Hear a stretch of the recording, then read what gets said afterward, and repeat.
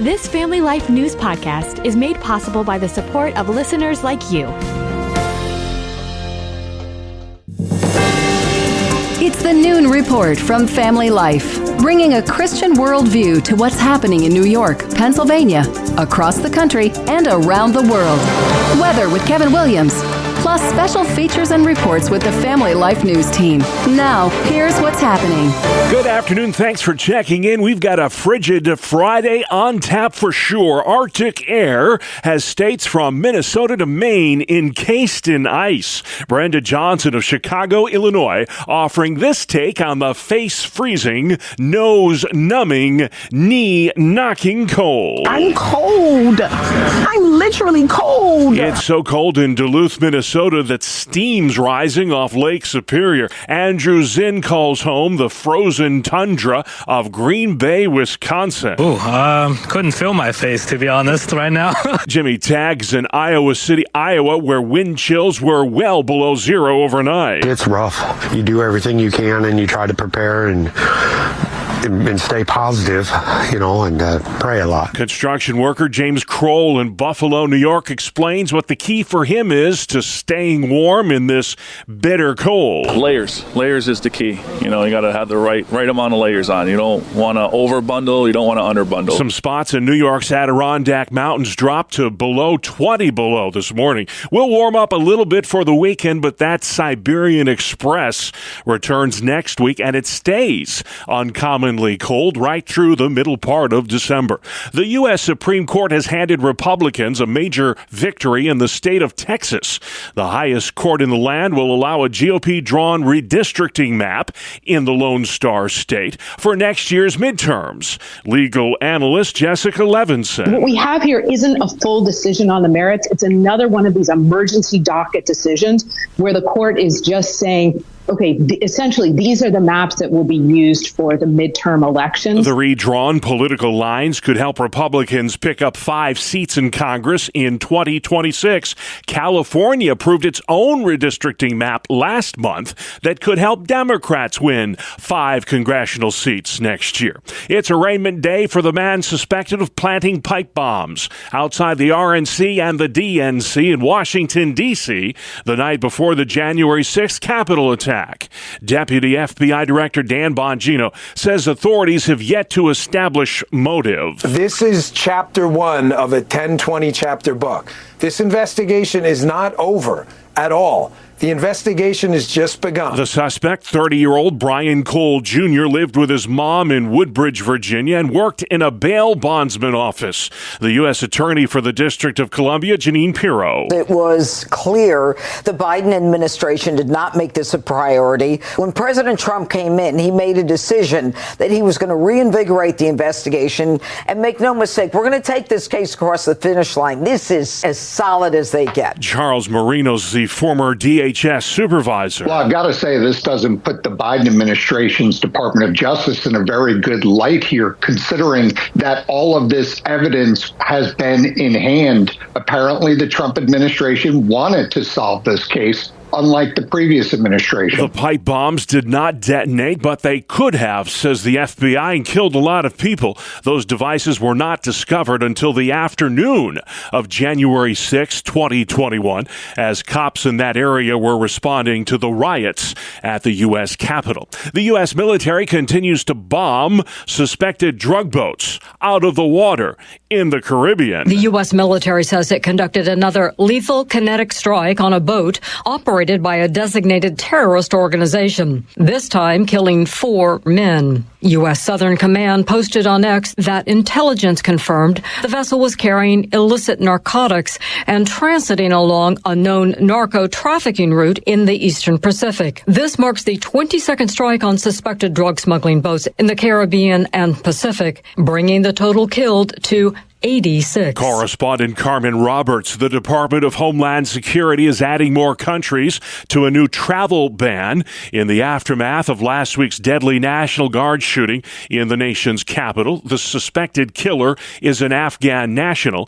DHS Secretary Kristi Noem makes no apologies for imposing these travel restrictions. If they don't have a country that can sustain itself and tell us who those individuals are and help us vet them, why should we allow people from that country to come here to the United States? The travel ban now includes citizens from more than 30 countries. The Speaker of the Minnesota House says a food fraud scandal in the land of 10,000 lakes is the largest COVID-era con job in the history of this country. It's over $1 billion in taxpayer dollars that have gone out to fraud instead of going to the people that needed those services the most. That's Republican Lisa DeMuth. This could be just the tip of the iceberg. It could push north almost to $2 billion.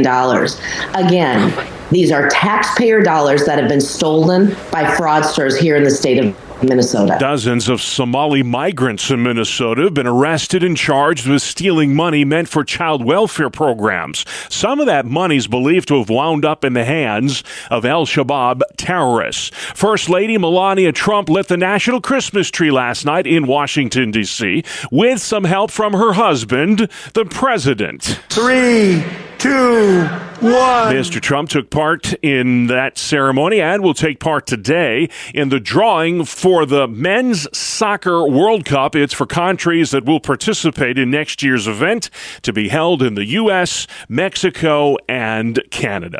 Still to come on the Noon Report, the president visits Pennsylvania next week. Why does food cost so much? And is COVID making a comeback? Good afternoon. I'm Kevin Williams. The weekend is upon us, and there is some more winter weather ahead. We'll check forecast details coming up. We'll see you in 10. All right, Kevin, thank you. Let's check the stories making news where you live, all across New York and Pennsylvania. President Trump will travel to northeastern Pennsylvania next week to talk about his plans to tackle America's affordability crisis.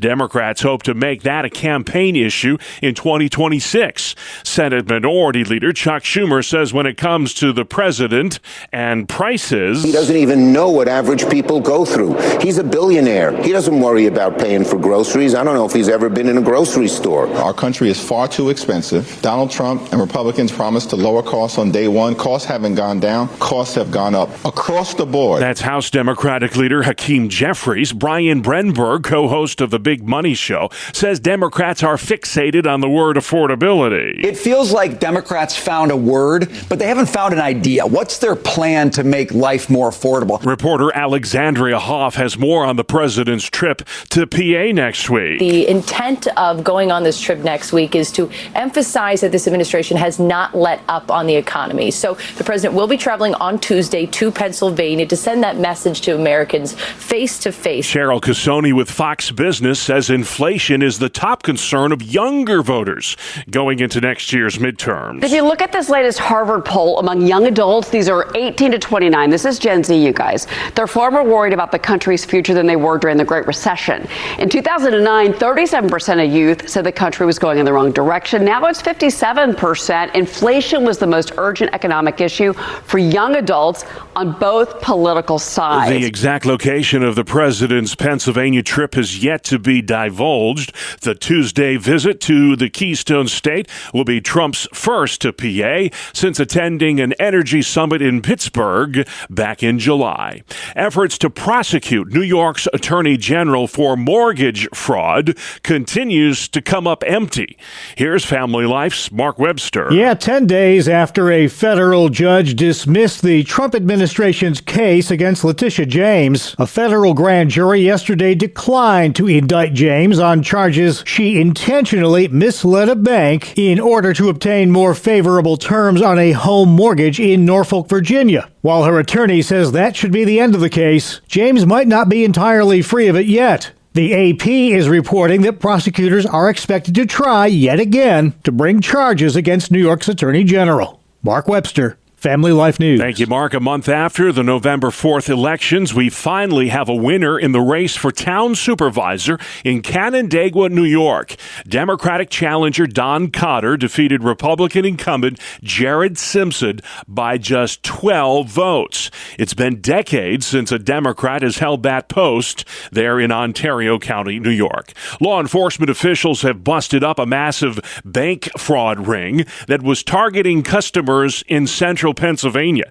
We get details on that from Family Life's Brian Query. 27 people have been charged in what prosecutors call a multi-million-dollar scheme to defraud banks in Dauphin and Cumberland counties. The Attorney General's office says 8 ringleaders and their co-conspirators posed as bank employees to steal customer account information, then made withdrawals and funneled the money into accounts they controlled.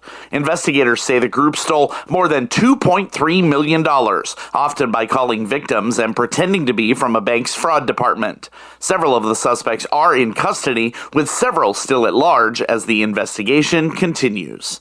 Brian Query, Family Life News. Proposed water rate hikes in Pennsylvania are on hold. The Public Utility Commission suspending plans by Pennsylvania American Water to raise rates by anywhere from 9 to 41% starting in January. The PUC now has until August of next year to make a final decision about these proposed rate hikes. Pennsylvania American Water serves nearly 700,000 customers in 37 counties. Flu is prevalent this year, and we've only really started the flu season. But New York's top doc is also worried about another bug that's making the rounds. It's a bug we've seen before. What we're seeing more of right now in New York State is COVID.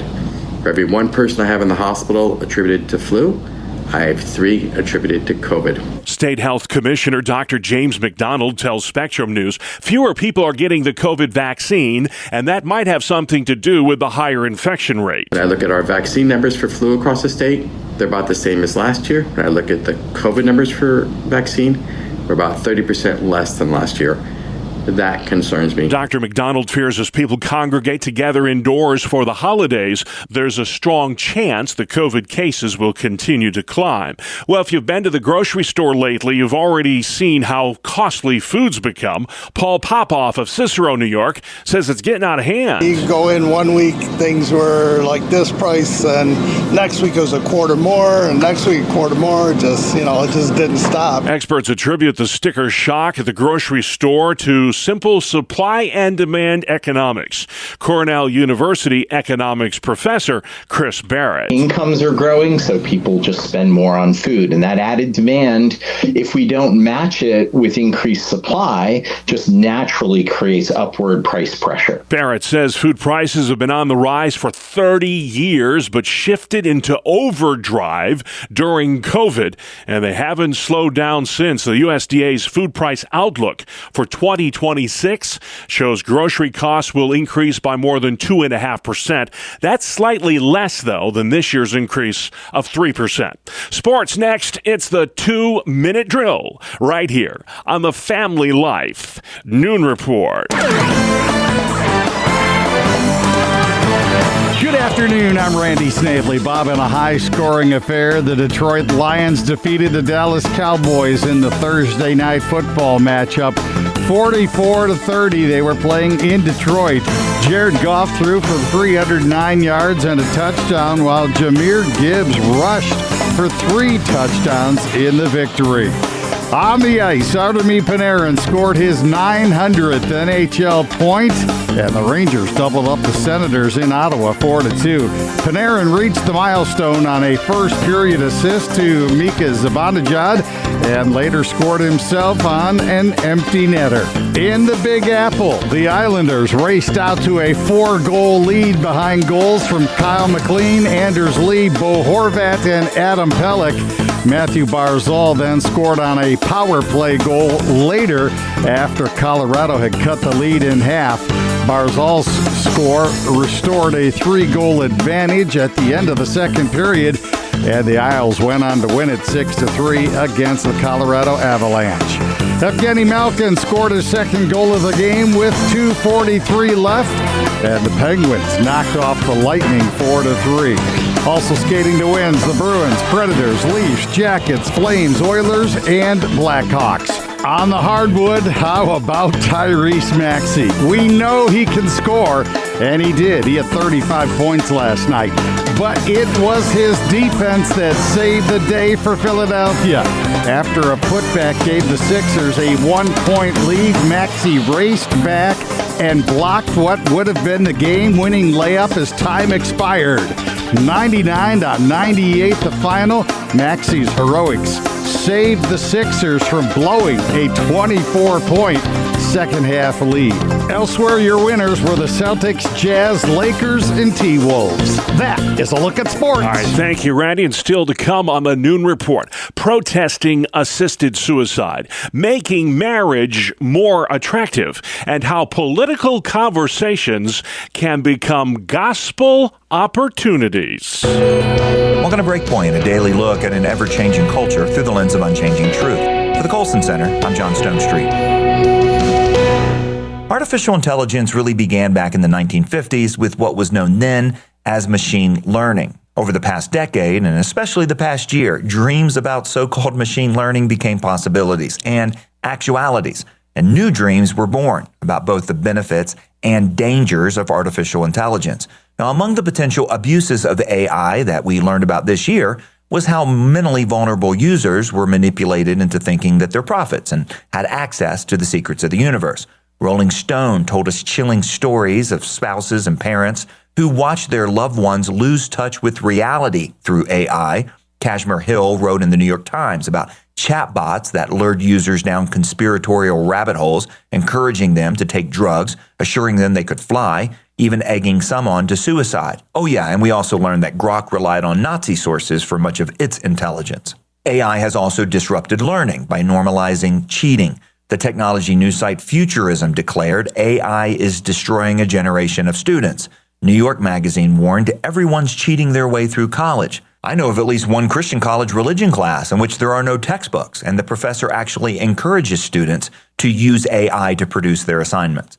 New technologies always require humans to wrestle again with ultimate questions, not just what's right and wrong, but also what it means to be human and what the meaning of life is.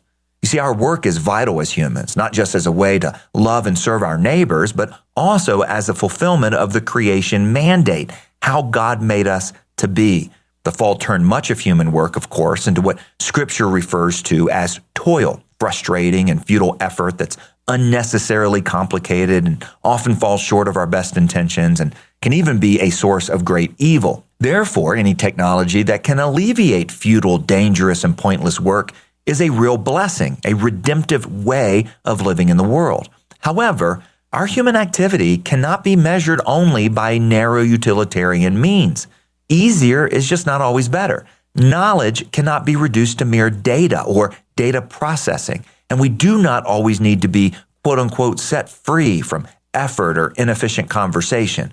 Sitting with an author, following an argument, experiencing a narrative, these things reflect the fullness, both of the truth, goodness, and beauty that God infused into the creation, and also who He made us to be in His image. In this new age of AI, we have to hone the kind of discernment for which Paul prayed for the church at Philippi, specifically for a love that abounds with knowledge and all discernment. That will allow us, he said, to approve what's excellent and be pure and blameless for the day of Christ. Remember, Paul also warned the Colossians, see to it no one takes you captive by philosophy and empty deceit, according to human tradition, according to the elemental spirits of the world, and not according to Christ. Now, to be clear, AI gets its philosophy and its empty deceit from human tradition. So, Paul's prayers and his instructions for us, they've aged quite well. The mission of Breakpoint is to cultivate that kind of biblical discernment, to inform Christians and equip them with clarity and confidence in the truth.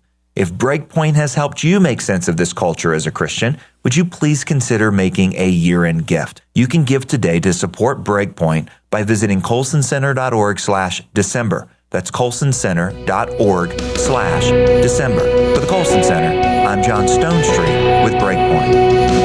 Thanks, John. Outside next, Kevin Williams. Here is your family life forecast for this afternoon. We'll have some sunshine for many, but clouds will be thickening up across the southern and eastern portions of Pennsylvania. High temps into the 20s.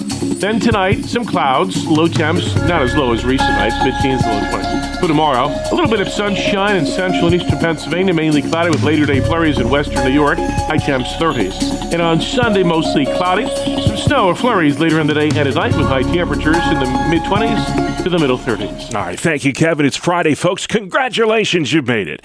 And this is the Noon Report on Family Life.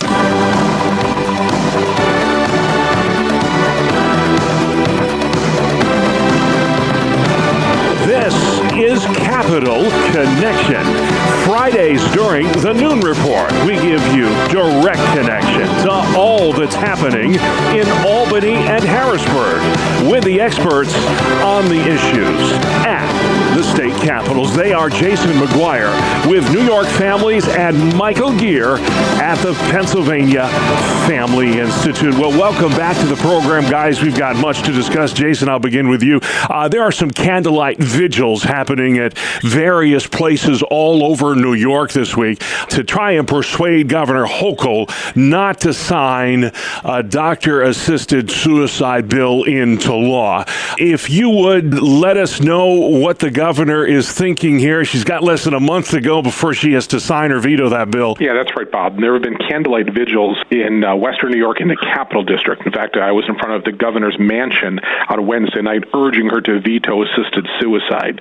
And then just last night, there were rallies in Manhattan and in Syracuse urging the governor to reject this bill. The bottom line is, once you open that Pandora's box, you just can't close it. And I hope the governor realizes that, because we're hearing that there have been chapter amendments proposed.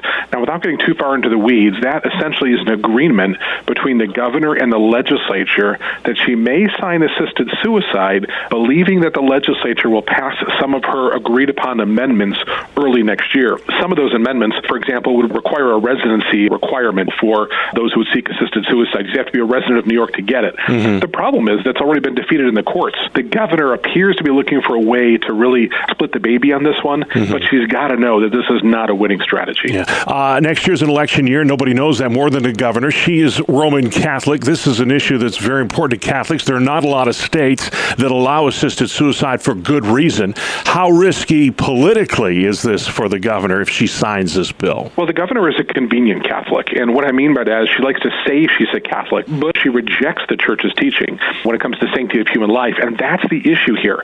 Again, she's trying to have it both ways, to position herself as a person of faith so she can win that vote, but at the same time rejects the church's teaching when it comes to so many of these moral issues that we care about. It is a dangerous position for her to take, because this is an issue that can ignite the base in 2026. Yeah. We are hopeful that the governor will reject the legislation, but we are prepared to inform voters across the state as to her stance should it come to that. All right. Well, assisted suicide is still illegal in Pennsylvania, thank God, but abortion is not, Michael. And Planned Parenthood activists are rallying for abortion rights at the state capitol. They were there in droves last month. They want to eliminate any and all barriers to abortion in PA. Explain to our audience, what are some of the ways that they hope to accomplish this? Well, they have a number of bills, 7 bills that have passed out of the Judiciary Committee last month. One of them would include a constitutional amendment that would basically expand abortion till birth, but also then force taxpayer funding of abortion. They also are pushing legislation that would remove any parental protections and consent for abortion, would take out any safety requirements that have been put in place after the Kermit Gosnell abortion clinic scandal. But they're also using this for election purposes. They're going into 2026 knowing there will be state legislative races involved, and they want to gin up their base. And this is a clarion call to pro-lifers that you need to be involved in the election coming up in 2026. Yeah. Moving on, Jason, there was a Supreme Court case this week, a very important one that could have profound implications on pro-life pregnancy resource centers. This case has to do with one of those centers in New Jersey. Why should New York voters pay attention to this? Yeah, there's really 2 issues as I see it regarding that particular case. And you're referring to the First Choice case out of New Jersey, where essentially the Attorney General there came into a pro-life pregnancy center and said, we want to see 10 years of your donor information and other records from this pregnancy center. There were no charges. There was no reports here of anything that would cause the investigation. This really was an intimidation factor. And so this is an opportunity to protect the pro-life centers in New Jersey and, frankly, all across America, including the 11 that are being sued here in New York under our Attorney General, Letitia James. The second, this is an important case because it is broader than just pregnancy centers. This can impact all 501c3 nonprofit organizations like New Yorkers Families Foundation, the work that we're working on here. And frankly, I believe we've experienced some of this lawfare under the Attorney General. And so this case could have implications for even organizations like mine and Michael's and others across the country. Well, Michael, there's a great debate in Harrisburg these days about whether or not to make the full-time state legislature part-time. Is it time to make the move? I know it would take a constitutional amendment, but is that something that your organization would support? I think we do support it. I think Jason and I both would tell you that the full-time legislature is not a ton of fun. They can get into mischief year-round, and only about 7 to 10 states have these full-time legislatures. I look at a state like Texas that has a part-time legislature that only meets every other year. If they can govern a state much larger there in Texas with a part-time legislature, I think we could do it here as well. Well, Jason, State Senator Liz Krueger likes to make news, and she made news again earlier this week, sponsoring a bill that would make divorce easier. I want to ask you, instead of making divorce easier, what are some ways that New York can strengthen marriage in the Empire State? Yeah, it's disappointing that really the role of public policy always seems to be making divorce easier rather than strengthening marriage where it can. Yeah. Just to start with, I think the government could actually start supporting the notion, the idea that marriage between a man and a woman is really what is required to be successful for these kids. You know, it is in the child's best interest to have a mom and a dad. And just taking a public policy position that would be unafraid to acknowledge that would go so far in this state. But let's not leave it just to government. Let's recognize that it is the role of the church also. When the body of Christ can speak to that issue and unashamedly declare it, celebrate it, love it, help this younger generation, which seems more reticent to marriage in general, to see the benefits of marriage and what a blessing it is. If they can affirm that, well, I think that will be the quickest way to turn things around for future generation. Michael, I want to continue that thought. Young people are waiting longer than ever to get married. The average age for a first-time marriage right now is 30 for a man, 28 for a woman. Are there benefits to waiting longer to get married, or should we do more, the church and the state, do more to encourage marriage earlier in life? Well, I think there's people who could point to what they would say are a few benefits, but ultimately I don't think what those things would be in any way outweigh getting married earlier. There's so many benefits to getting married that Jason has already pointed out, not the least of which is early childbirth opportunities. As you get older in life, fertility drops significantly. The opportunity to have children, which many people then later in life regret, I wish I had more children or had children at all. And when you wait to get married until those later ages, that becomes a problem. The other thing is later marriage also creates a situation where we have more abortion, because when people put off getting married, that's the typical time when abortion is being sought because of jobs, because of other things that people think, well, in this situation, I shouldn't get married. Yeah, and you hear so many young people today, Gen Zers, say, I can't get married, I don't have enough money. If that's your argument, you'll never get married because there'll always be not enough money. Jason, where we're picking on Gen Zers, a majority of them, according to recent surveys, have a favorable view of socialism. Why is this worldview so attractive to younger voters, and how can conservatives tap into that angst over the affordability crisis right now? Well, I don't mean to be condescending in any way, but I do think there is a misunderstanding and a lack of information about what socialism really is. It leads to the deaths of millions of people. That is ultimately where we are. It is not a good position for a younger generation to take. What I think they're reacting to is there is this kind of pushback against crony capitalism. They're seeing a lack of affordability, and they're seeing maybe these enormous wages coming from certain executives, and yet the average worker is struggling to pay their bills. You know, you think about where we are today as opposed to where we were in the 50s, and what it would take to afford a home and a car and put a kid through college on a single income. Today, with two incomes, it's still very, very difficult to get by. So I think there's a reaction that's happening, and every time the conservative side can propose solutions that lead to real affordability, well, that's how I think we can win back a younger generation on some of these issues. Yeah, great point. Michael, we'll end with you. There's a compelling article article on your website this week. We'll give the address in a minute. It's entitled, When Political Conversations Become Gospel Opportunities. You know, so often we're afraid to intertwine politics and religion, but in this article, you argue politics can be a gateway to reaching people for Christ. How so? Well, I think there's a connection between conservatism and Christianity, not that they're one and the same, but Christianity and conservatism point to objective truth. You know, when you look at the progressive mindset that says that there are things like birthing persons or that men can give birth, many people just say, hey, wait a minute, that seems kind of crazy, and then they start asking questions, where are these ideas coming from? And it presents an opportunity to then talk about objective reality. There is a creator, that there are certain truths that nature points to, and then as we point to those truths in nature, we can point to the God who created this world in which we live. All right, a great article as well. If folks want to go online and read that article, When Political Conversations Become Gospel Opportunities. Michael, where can they do that online? PAFamily.org. And learn more about these candlelight vigils happening this week against assisted suicide, a big conversation right now. Jason, where can folks find out more? NewYorkFamilies.org.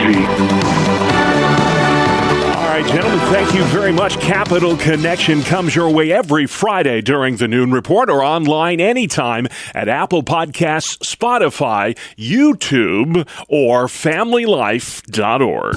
A very good afternoon to all. Here is your Family Life regional weather forecast. The core of the Arctic high pressure cell that sent temperatures in parts of our region to zero last night is pulling away, and more moderate temperatures are ahead. That said, there is a disturbance heading our way from the Midwest. Going to bring some snow and flurries later in the weekend and more cold air early next week. For this afternoon, we'll have some sunshine for many, but clouds will be thickening up across the southern and eastern portions of Pennsylvania. High temps into the 20s. Then tonight, some clouds, low temps, not as low as recent nights, mid-teens to low 20s. For tomorrow, a little bit of sunshine in central and eastern Pennsylvania, mainly cloudy with later day flurries in western New York, high temps 30s. And on Sunday, mostly cloudy. Some snow or flurries later in the day and at night with high temperatures in the mid-20s to the middle 30s. All right, great work as always at the Weather Center. Thank you, Kevin. And if the holidays are not your thing, you are not alone. Correspondent Bree Tennis. Psychology Today says nearly half of us really don't like the holiday season at all. The cost, family dynamics, parties, decking the halls, gifts you don't want, gifts for people you don't like, or maybe you're one of the 23% of us who hate holiday music. All that doesn't mean you're a Grinch, just that you don't need the holiday to spread your personal kind of joy. Psychologists say hang in there. January is days away. I'm Bree Tennis. I can't wait for that bleak midwinter. Bah humbug, Bree Tennis. Anywhere, wherever you are, whatever your plans this holiday season, I hope you can rediscover the Christ in Christmas. It makes all the difference. And that's our world, the world we live in. Friday, December 5th. I'm Bob Price. Family Life News. You've been listening to the Noon Report, heard weekdays on Family Life. Thank you for listening.